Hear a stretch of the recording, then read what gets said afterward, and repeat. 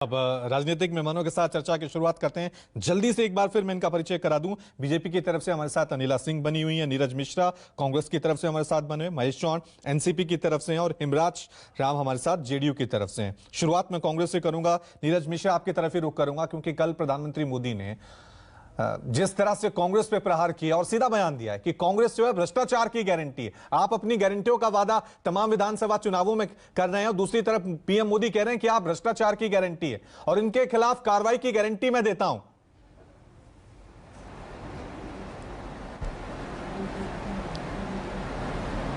रवि भाई, जब जब प्रधानमंत्री किसी ऐसे प्रदेश में जाते हैं जहां कांग्रेस की सरकार है, वहां जाकर सिर्फ वो झूठ बोलने का काम करते हैं। अभी छत्तीसगढ़ पे आने से पहले, इससे पहले वो राजस्थान गए थे और राजस्थान में उन्होंने इतने सारे झूठ बोले कि वहां की सरकार ने सारे कागज आपके सामने किए। उन्होंने जब ये कहा एक चुनावी रैली में कि सिर्फ और सिर्फ भाजपा की सरकार ऐसी है जो 5 लाख रुपए का इंश्योरेंस या हेल्थ स्कीम देती है, तो मुख्यमंत्री जी बाहर निकले और उन्होंने कहा कि हम लोग तो 25 लाख रुपए का आपको हेल्थ इंश्योरेंस देते हैं। तो प्रधानमंत्री जी झूठ बोलने का सिर्फ काम करते हैं। एक ये रिपोर्ट देख लीजिएगा, ये छत्तीसगढ़ की रिपोर्ट है।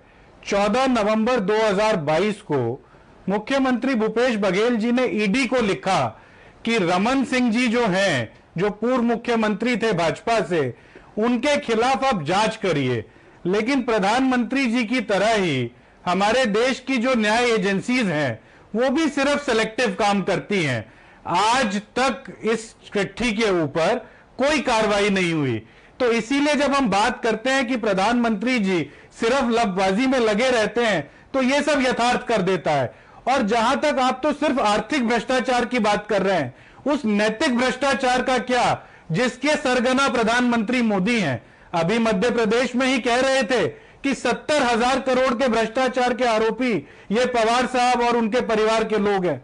अब ऐसा क्या हो गया कि रातों रात वो 70,000 करोड़ रुपए का भ्रष्टाचार खत्म हो गया।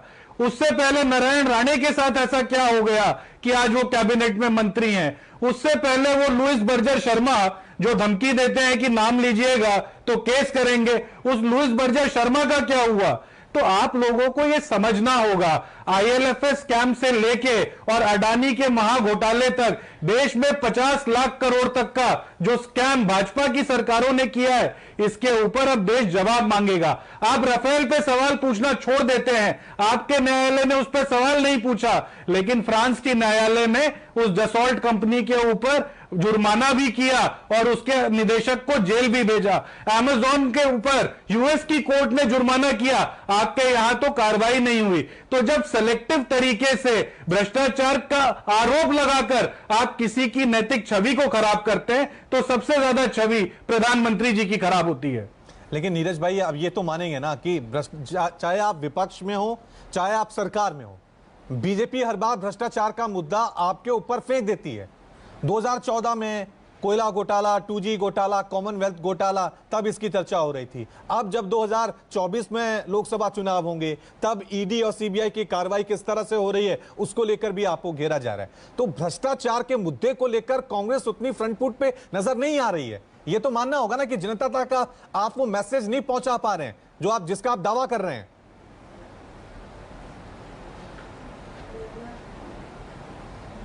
रवि भाई, जब लोगों ने 12 लाख करोड़ रुपए अडानी के महाघोटाले में खोए और वो किसी धन्ना सेठ के पैसे नहीं थे, आम आदमी के 100, 200, 500 हजार रुपए करके उसके शेयर में पैसे लगे हुए थे, तो देश की जनता ने उनसे पूछा कि आप उसको क्यों बचा रहे हैं, उस जेपीसी की मांग से आप पीछे क्यों हट रहे हैं। और जहां तक आपने हमारे ऊपर कोयले घोटाले की या 2G घोटाले की बात की, आप देश की जनता को यह तो बताइए कि उच्च न्यायालय के अंदर जब ये सारे मामले गए और उसके आगे उच्चतम न्यायालय में गए, तो सब लोग उसमें बाइज्जत बरी हुए। आज कोई ना तो 2G में आरोपी है, ना आज कोई कोयले में आरोपी है। ये तो सिर्फ और सिर्फ एक वो जो झूठा प्रचार तंत्र जो आरएसएस चलाया करती है और जिसमें मीडिया कई बार उनका साथ देती है, ये सिर्फ उसी का खेल था।